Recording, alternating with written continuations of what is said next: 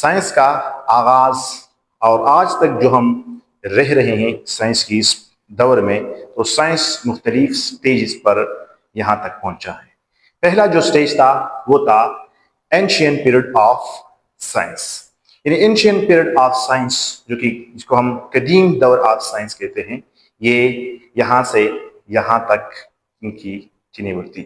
اور اس period of science میں جتنے بھی فلاسفر تھے وہ سب سائنس کو صرف نظریات تک محدود رکھتے تھے۔ اس کے بعد جو دوسرا پیریڈ شروع ہوا وہ تھا امپورٹنٹ، سب سے زیادہ مشہور period, Muslim period of science.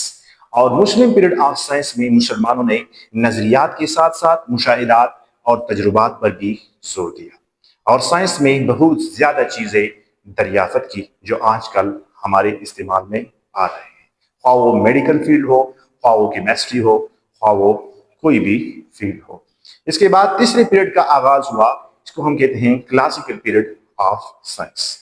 تو کلاسیکل پیریڈ بھی وقت کے ساتھ ساتھ چلتا آیا، ان میں بھی خامیاں آئی۔ تو کلاسیکل پیریڈ کا آغاز جو جہاں سے ہوا تھا وہ اختتام تک پہنچا، 19ویں صدی کے اختتام کے ساتھ ہی کلاسیکل پیریڈ کا اختتام ہوا۔ تو یاد رکھیں، آج جو ہم جس پیریڈ آف سائنس میں رہ رہے ہیں، زندہ ہیں، اس کو ہم کہتے ہیں ماڈرن پیریڈ آف سائنس۔ تو ماڈرن پیریڈ آف سائنس کا آغاز 20ویں صدی کی شروعات سے ہی ہوا ہے۔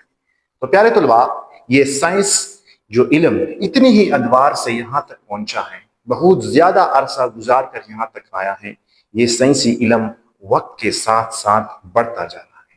یعنی اللہ تعالیٰ نے یہ اس دنیا کو جب سے پیدا کیا ہے، اگر ہم بگ بینگ تھیوریز کو دیکھیں تو بگ بینگ تھیوری کے مطابق ہبلز کے جتنے بھی یہاں پر لاز ہیں، ہبلز ٹیلیسکوپ کے ذریعے یہ مشاہدہ کر چکا ہے کہ یہ جو یونیورس ہیں یہ ایکسپینڈ ہوتا جا رہا ہے، اور ہائی سپیڈ کے ساتھ ساتھ ان کے اندر نئے نئے آبجیکٹ، نئے نئے سیٹلائٹ، نئے نئے سسٹم بن رہے ہیں۔